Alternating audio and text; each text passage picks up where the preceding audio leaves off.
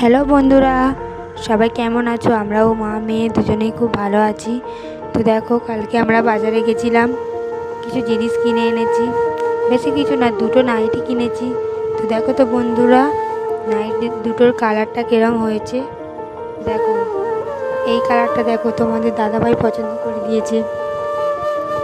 কেমন লাগছে অবশ্যই কমেন্ট করে জানিও।